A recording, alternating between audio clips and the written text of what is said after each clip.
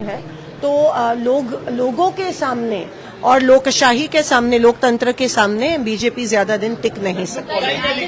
जो दोनों भाई सामने आए हैं उससे जो पॉलिटिकल इक्वेशन बनी है अभी वो देखते हैं, वो उनका निजी डिसीजन था, उसमें देखते हैं, वो बॉम्बे के लिए था। लेकिन चुनाव से ठीक पहले इस तरीके का स्टेटमेंट वो भी सीएम की तरफ से दिया जाना, कितना आप इसको नहीं, जो प्राइम मिनिस्टर मंगलसूत्र पे आ सकते हैं तो सीएम क्या है, ये तो उनके ही पले हुए हैं। तो ये तो ऑब्वियस है कि ध्रुवीकरण और द्वेष, इससे ज्यादा वो आगे बढ़ नहीं सकती है। लोगों के मन में जो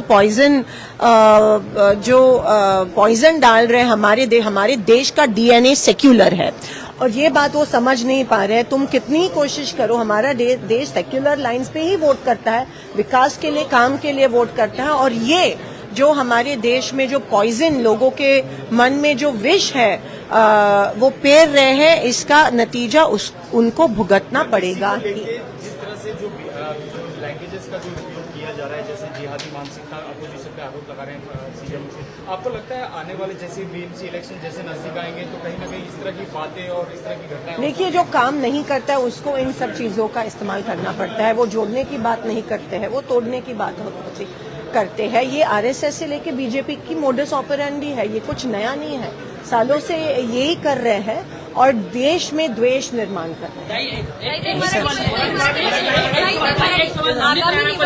मुझे नहीं पता।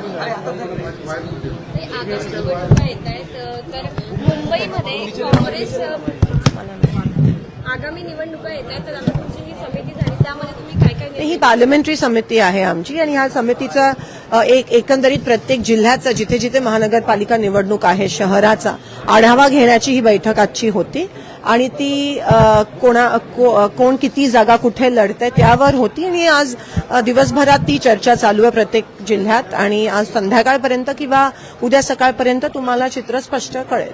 काल दोन्ही पण ठाकरे बंधू एकत्र आले आणि त्यांनी त्यांचा तो निर्णय होता आणि त्याचा परिणाम कसा होईल आपल्याला येणाऱ्या दिवसात मराठीचा पहिला शपथ ठाकरे बंधूंनी तो त्यांना प्रश्न विचारा तुम्ही। काँग्रेस एक सर्वधर्म समभाव आणि सगळ्याला घेऊन चालणारा पक्ष आहे आणि त्या पद्धतीत आम्ही जेही ह्या वेळेस अशा क्षणाला बीजेपीच्या विरोधात जेवढे पक्ष आहेत त्यांना लढणं, एकत्रित येऊन लढणं गरजेचं आहे आणि ते आम्ही वेगवेगळ्या जिल्ह्यात जे काही त्या वेगवेगळ्या जिल्ह्याचं समीकरण असेल त्याप्रमाणे आम्ही हा निर्णय घेत आहोत। नसीम खानने म्हटलेलं आहे की काँग्रेस म्हणजे नसीम खानचा प्रश्न तुम्ही मला मुंबईचं फारसं माहिती नाही, मला मुंबईचं फारसं। Kuldeep singer, the ex-BJP MLA is getting bail from Delhi. No, that is absolutely deplorable, and the way the rape victim's mother was treated and beaten up, this shows the mentality of the BJP from top to bottom. They like to objectify women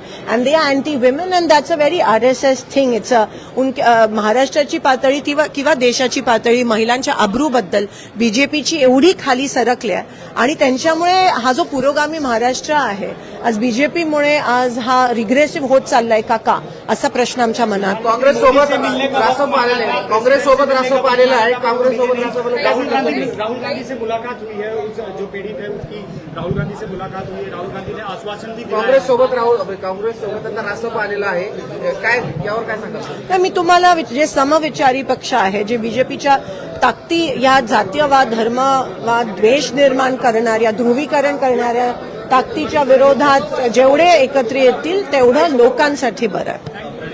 ज्याप्रमाणे महानगरपालिका, नगरपालिका आणि नगरपालिका निवडणूक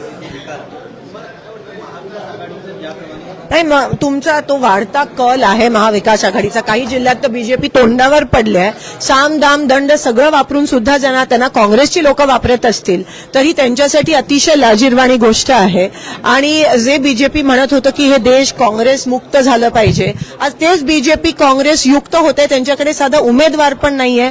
ह्याच्यावरूनच सगळं कळतं आणि लोक खूप हुशार आहेत, लोकांना माहिती असतं कोण इकडून तिथे जात असतं आणि कोण स्थिर नसतं आणि तुम्हाला दिसेलच येणाऱ्या दिवसात की जे बीजेपीच्या विरोधात जी ताकद आहे लोकांमधून तुम्हाला क्रांती होताना दिसेल आणि नक्कीच यश हा सेक्युलर पक्षाचा। बरेच वरिष्ठ नेते